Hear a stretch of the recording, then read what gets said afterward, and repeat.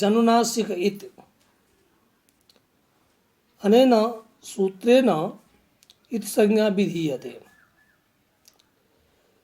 अस्य सूत्रस्य ज्ञानात् प्राक् अनुनासिक संज्ञायाः ज्ञानं नितराम् आवश्यकम्।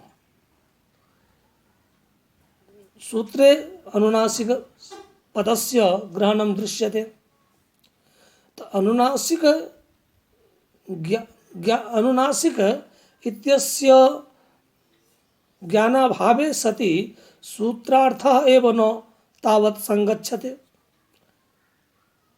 एतदर्थं भट्टोजीदीक्षितेन उद्यते यत् अत्र उपजीव्यत्वात् अनुनासिक संज्ञा प्रथमं वक्तुम् उचिता। अर्थात सिद्धांत कौमुद्याम उपदेशे जनुनासिक इत सूत्रात् प्रागेव मुखनासिका वचनोनुनासिकः अस्य सूत्रस्य पाठः कर्तुं युक्तमासीत्, परन्तु जानीमो वयं यत् नासिकामनुगतः इति योगाश्रयनेनैव गतार्थत्वात्। अर्थात अनुनासिक अस्य पदस्य ज्ञानं तु मुखनासिका वचनोनुनासिकः अनेन सूत्रेण जायते, किन्तु अनुनासिक इत्यस्य अर्थः नासिकाम् अभिहत्य वायुना अभिव्यञ्जितः इत्यर्थः। तो तर्हि नासिकाम् अनुगतः यः वर्णः सः अनुनासिकः इति तु प्रायः स्पष्टमेव। एतदर्थं योगाश्रयणेनैव गतार्थत्वात् अनुनासिक संज्ञासूत्रं मन्दप्रयोजनम्, मन्देषु प्रयोजनम् अस्य इति मन्दप्रयोजनम् इति ध्वनयितुं नेह अत्र उपन्यस्तम् इति तु मूले भट्टोजीदीक्षितेनोद्यते।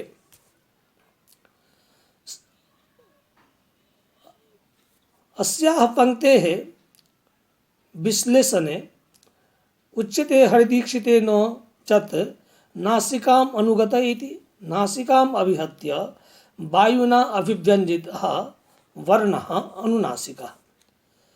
अस्य अनुनासिकस्य उच्चारण विषये वर्णनं लोकव्यवहारे यथा तो दृश्यते तथैव प्रातिशाख्य शिक्षादि ग्रंथेषु समुपलभ्यते, तथैव उपपादनम् आवश्यकम् इति तात्पर्यम्। अतएव मुख ग्रहण प्रत्याख्यान भाष्य ध्वनितो यमानुस्वारयो अनुनासिक व्यवहारः सूत्रमते संगच्छते। अत्र अभिप्रायः वर्तते यत् मुख नासिका वचनोनुनासिकः अस्मिन् सूत्रे मुखग्रहणं किमर्थम् वा नासिकाग्रहणं किमर्थम्? यतो हि दृश्यते यत् मुखेनैव वर्णानाम् उच्चारणं संभवति, नासिकया वर्णानाम् उच्चारणं न संभविष्यति। तर्हि कथं तावत् मुखनासिका वचनोनुनासिकः एवं सूत्रं कृतं भगवता? तत्र तु समाधाने प्रासादवासिन्यायेन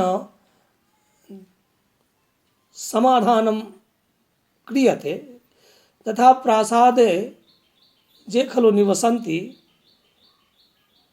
भूमौ ते अपि खलु प्रासादवासिनः, उपरि अपि जे खलु निवसन्ति ते अपि खलु प्रासादवासिनः, मध्ये अपि खलु प्रासादवासिनः एव। तथैव मुखेन केचन वर्णाः उच्चरन्ति, तथैव केचन वर्णाः नासिकया अपि उच्चार्यन्ते। पुनश्च केचन तादृक्षा अपि वर्णाः सन्ति जे खलु तुल्यरूपेण तावत् उच्चार्यन्ते तर्हि उभयविधः जः वर्णः उभयविध धर्मेण अन्वितः जः वर्णः स खलु उभयवचनः। उभयवचनानां वर्णानां कृते तु मुखग्रहणेनापि तावत् बोधो भवितुमर्हति, नासिका ग्रहणेनापि तावत् संभविष्यति। तर्हि अत्र कथं मुख इत्यस्य ग्रहणं वर्तते इति तु प्रश्नः। यदि वदेम यत् यमगणनम् आदीनां वर्णानां कृते नासिका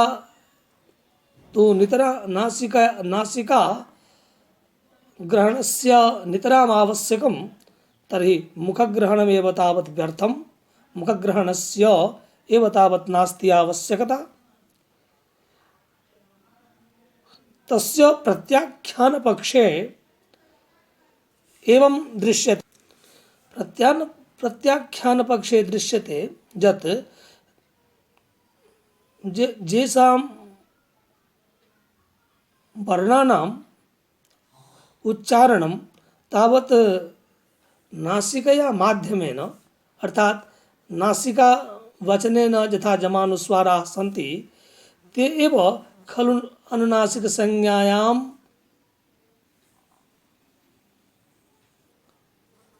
उपैष्यन्ति, परन्तु मुखग्रहण सत्वपक्षे यमानुस्वार वर्णानां मुख सहित नासिकया न तावत् उच्चारणं भवति। एतदर्थं तस्य तु अनुनासिक संज्ञा एव तावत् न भविष्यति। अतः नासिकाम् अनुगतः अस्याः व्युत्पत्तेः नितराम् आवश्यकम्। एतदर्थं नासिकाम् अनुगतः अर्थात् नासिकाम् अभिहत्य वायुना अभिव्यञ्जितः एतादृशः अर्थः एव तावत् स्वीकर्तव्यः। एवं तु अभिप्रायः भट्टो शब्दरत्नकारस्य वर्तते। मुखना अनन्तरं यरोनुनासिके इत्यादौ स्वरूपग्रहणाभावस्तु पशुः अपत्यम् इत्यादिवत् इति ध्येयम् इति तु शब्दरत्ने वर्तते। अत्र तु एतादृशः अभिप्रायः वर्तते यत् यरोनुनासिके नुनासिको वा, अस्मिन् सूत्रे यत् अनुनासिक इति पदं वर्तते तस्य अनुनासिक इति पदस्य ग्रहणं कथं भविष्यति, अर्थदृष्ट्या स्वरूपदृष्ट्या वा। स्वरूपदृष्ट्या यदि ग्रहणं भवेत् तर्हि लक्ष्यस्य पूर्तिरेव तावत् न भविष्यति। यतोहि अनुनासिकसंज्ञायाः विधानमेव तावत् व्यर्थः भविष्यति। व्यर्थं वैयर्थापत्तिः तावत् अनुनासिकसंज्ञायाः सूत्रस्य तु जायते। तस्मात् कारणात् अत्र तु उच्यते यत् नहीं, अस्मिन् स्थले अनुनासिक इति पदं तु नास्ति, स्वरूप परकः अर्थपरकः एव। अस्य कृते पशु वा अपत्य इत्यादि उभयोः शब्दयोः उल्लेखं तु क्रियते। पशु अपत्यम अर्थात हरतेर्धृतिनाथयोः पशौ अस्मिन् सूत्रे पशु इति पदेन न तावत् स्वरूपपरकस्य पशु शब्दस्य ग्रहणं भवति, अर्थपरकस्य पशु इत्यस्यैव तावत् ग्रहणं भवति। तस्यापत्यम् अस्मिन्नपि सूत्रे अपत्य इति पदेन न तावत् अपत्य इति शब्दस्य स्वरूपपरकस्यैव तावत् ग्रहणं जायते, अत्रापि तावत् तु अर्थपरकस्य अपत्य इति पदस्यैव तावत् ग्रहणं दृश्यते। अनेन सिद्ध्यति यत् स्वरूपं शब्दस्य शब्दसंज्ञा। अनेन सूत्रेण यः नियमः विधीयते क्रियते तन्नियमस्तु अनित्यः। तर्हि अत्र अनुनासिक यत् पदं तत्तु नास्ति स्वरूपपरकः अपितु अर्थपरकः एव। मंदेषु प्रयोजनम् अस्य इति बहुब्रीहि मंदप्रयोजनम् अस्मिन् पदे बहुब्रीहि समासो वर्तते। एवंविध योगलोक प्रातिशाख्यादि अनभिज्ञं प्रति संप्रयोजनम् इत्यर्थः। अत्र तु अनुनासिक अस्मिन् विषये उच्यते यत् प्रातिशाख्यादि ज्ञानेन रहितः यः जनः तेषां कृते एतादृशी शंका भविष्यति, किन्तु ते एव अत्र तु मंदः, किन्तु जे खलु प्रातिशाख्यादि जानन्ति तेषां कृते तु एतादृशी शंका न उत्पत्स्यते इति तु अभिप्रायः। पुनः उपदेशे किं दृश्यताम् उपदेशे जनुनासिक इति संज्ञा विधायकेदं सूत्रम्। अनेन सूत्रेण तु इति संज्ञा विधीयते।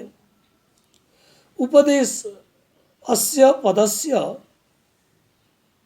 व्याख्यानं तु आदौ एव कृतम्, अर्थात् अस्मात् सूत्रात् प्रागेव। अनुनासिक अस्मिन् विषये एव तावत् इदानीं चर्चा कृता, चर्चा पुनः प्रचलत्यपि यत् उपदेशे किम्, अर्थात उपदेशावस्थायां जह अनुनासिक विशिष्टो अच स अनुनासिक विशिष्टो अच इति संज्ञकः तत् कथम्। तत्र तु उपदेशे किम् इति तु एका शंका उदाहरण रूपेण उपस्थाप्यते यत् अभ्र आंग अपः। आम इति तु आदेशात्मकः। यदि उपदेशावस्थायाम अनुनासिक विशिष्टो जो अच स तस्य अचः एव इति संज्ञा भविष्यति, एवं विधानं यदि न भवेत् तर्हि सति समेषाम् इति संज्ञा भविष्यति। तर्हि आदेशात्मकः यः वर्णः सानुनासिकः तस्यापि इति संज्ञा भविष्यति प्राप्स्यति। सो यथा न स्यात् तस्मात् उपदेशग्रहणं युक्तम्। अभ्र आम अपः यद्यपि यह उयः उ इत्यत्रैव विधान सामर्थ्याद् इति सुवचम्। अयम् अभिप्रायः यत् उयः उ सूत्रयोः दृश्यते यत् सानुनासिकः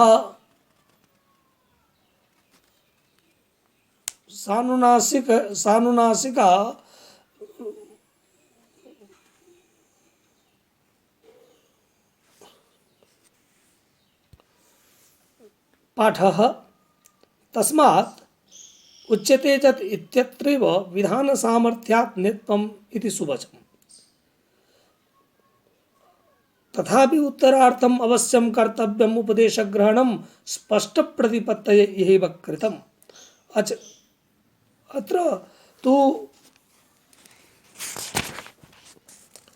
शब्दरत्नकारेण अस्याः पंक्तेः आशयः अनेन रूपेण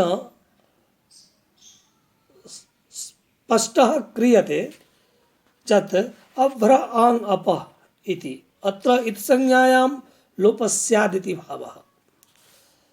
अर्थात अयं यत् आम् इति आदेशरूपात्मकं यत् पदं तस्य आम् इति पदस्यापि अनुनासिकत्वात् इत्संज्ञां प्राप्स्यति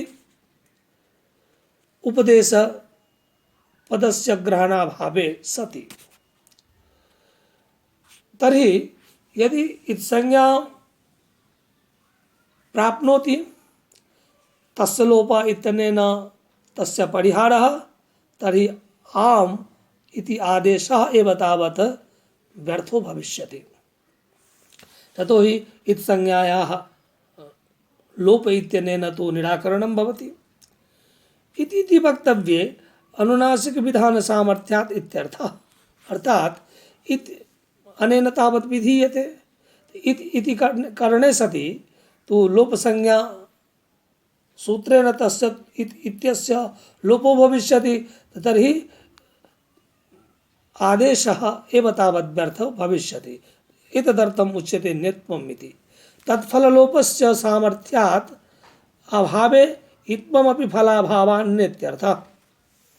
एवं यतो आङ्गोनुनासिकच्छन्दसि इत्यनेन सूत्रेण तु छन्दसि विषये आङ्गः अनुनासिकः ज्ञेयः। अर्थात आङ् अनुनासिक संज्ञकः भवति एवं तावत् विधीयते। तर्हि कथम् आङ्गोनुनासिकच्छन्दसि अस्य सूत्रस्य स्थले आङ् इत् छन्दसि न तावत् पठितम्? आङ् इत् छन्दसि इति पठने एव तावत् अर्थः भवितुमर्हति। एतदर्थम् अनुनासिक ग्रहणस्य आवश्यकता एव नासीत्। अनुनासिक विधान सामर्थ्यात् अत्र प्रतीयते यत् आम् इत्यस्य नास्ति न भवति इत्संज्ञा इति। पुनः ननु अभ्र आम् अटितः इत्यत्र अनेकान्ता अनुबन्धा इति पक्षे आदितश्च इति प्रतिषेधः फलम्। अस्याः अभिप्रायः वर्तते यत् अभ्र आम् अटितः इत्यत्र अनेकान्ता अनुबन्धः, अर्थात अयम् अनुबन्धः एकान्तः अपि अनेकान्तः अपि। अनेकान्ता अनुबन्धः पक्षग्रहणे सति किं भवति? स्वस्वमीपे स्वनिरूपित अवयवत्वारोपो भवति तत्र। तथा आम् इत्यत्र आम् इत्यस्य इत्संज्ञा भवति। आङ् इत्यस्य इत्संज्ञानन्तरम् अट् इत्यत्र आदितस्य इत्यनेन तु इडागमो एव तावत् न भविष्यति। यतो हि स्वसमीपे अर्थात अट् इत्यस्य समीपे वर्तते अयम् आ, तो स्वसमीपे स्वनिरूपित तस्य अट् इत्यनेनैव निरूपितो अवयवत्वरूपेण वर्तते। अनया रीत्या यदि आरूप्यते तथा सति अत्र तु आदितश्च इत्यनेन इडागमो निषिध्यते, तर्हि अटितः इति तु भविष्यत्येव नहि इति तु एकः दोषः। न च लोपाभावे इति महासंज्ञाकरणात् संज्ञापि नेति वाच्यम्। पुनश्च उच्यते यत् अभ्र आम् अटितः इत्यत्र आम इत्यस्य इति संज्ञा भवति।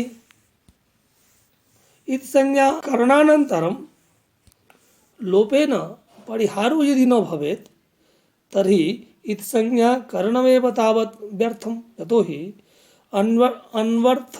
अन्वर्थस्य कृते एव तावत् संज्ञाकरणं भवति। अस्मिन् प्रसंगे उच्यते यत् अत्र आम अटितः इत्यत्र जः खलु आम स खलु अन्वर्थ स खलु नास्ति इति संज्ञकः। यतोहि आदेशात्मकः। वस्तुतः यदि इति संज्ञाकरणानन्तरं लोपेन परिहारो यदि न भवेत् तर्हि इति संज्ञायाः फलमेपि तावत् न स्थास्यति। तर्हि इ इत्यस्य स्थले क ख इत्यापि तावत् अर्थात् कश्चनापि तावत् क खादीनां तावत् संज्ञा कर्तुं शक्यते। एतदर्थम् एति गच्छति इति इत् अर्थात् अत्र मुख्यरूपेण तावत् ज्ञेयविषयः वर्तते यत् आम इत्यस्य इत् संज्ञा तु न भवितुमर्हति। यतोहि अत्र तु अन्वर्थत्वमेव तावत् न घटते। एतादृशः अभिप्रायः वर्तते। न च लोपाभावे इति महासंज्ञाकरणा संज्ञापि नेति वाच्यं। महासंज्ञ एव लोपा सिद्ध्या तस्य लोपः इत्यस्य वैयार्थापत्ते। इक इत्यादौ ककारादि श्रवणापत्तेश्च इति चेत् अनुबन्धानाम् एकान्तत्वमेव इति मुख्यपक्षे दोषाभाव इत्याशयः। तदा हि मुख्ये अवयवी अन्य पदार्थे बहुब्रीहि इति च अयम् आकारो अट धातु अवयवः इति अदोषात्। अस्तु, अनन्तरं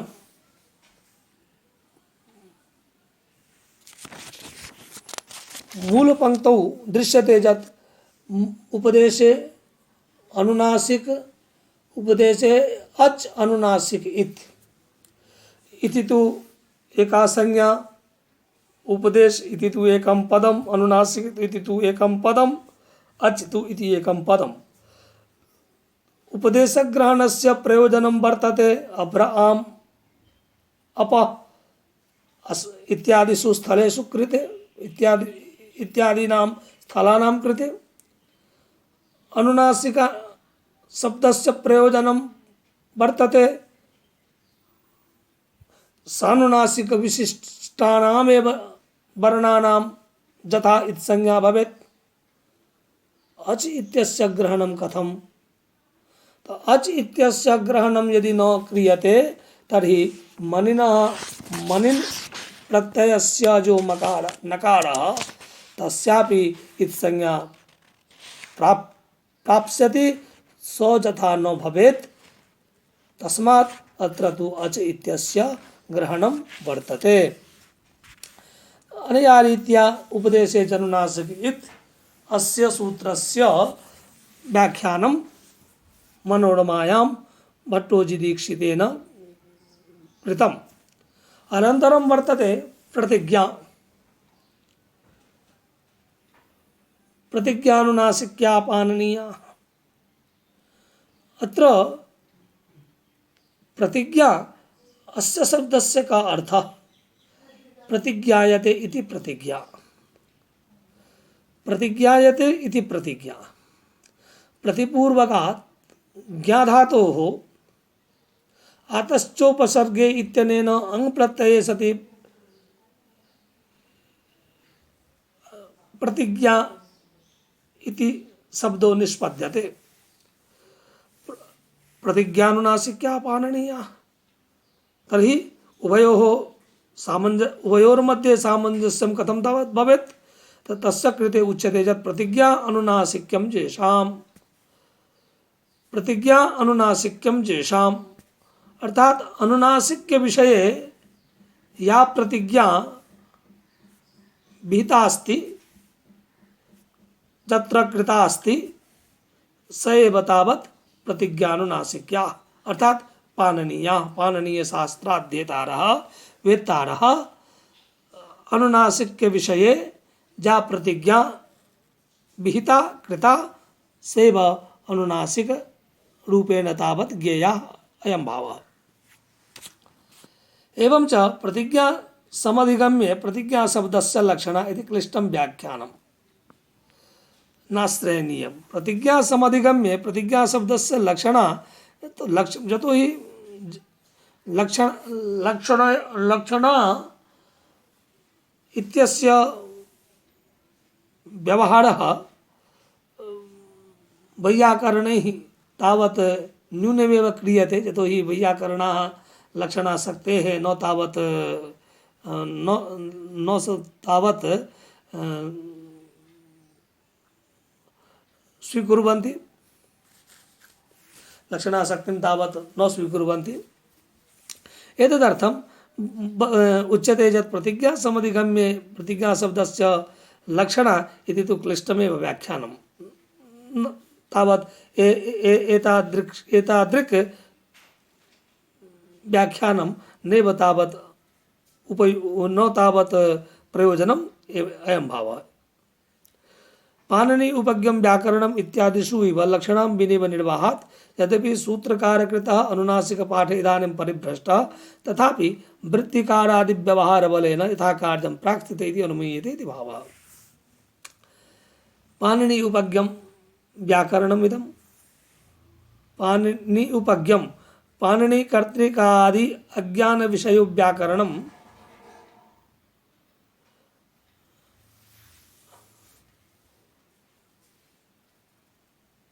अत्र तु उपज्ञं पाणिनि उपज्ञं व्याकरणम् अत्र तु उपशब्दः आद्यर्थकः ज्ञा धातुस्तु ज्ञानार्थकः। तर्हि कर्मणि एव अत्र तु प्रत्ययो भवति। पाणिनि अस्मिन् पदे षष्ठी तत्पुरुषोऽपि तथा सति पाणिनि कर्तृकादि अज्ञान विषयो व्याकरणम् एतादृशः शक्यविषयः आगच्छति। तथा सति अनया रीत्या एव तावत् अत्र तु समाधातुं शक्यते, समाधानं संभवो वर्तते, नास्ति लक्षणया तावत् प्रयोजनम्। एवं रूपेण भट्टोजी दीक्षितेन उद्यते यत् अत्र तु लक्षणया कार्यनिर्वाहः न करणीयः एवं।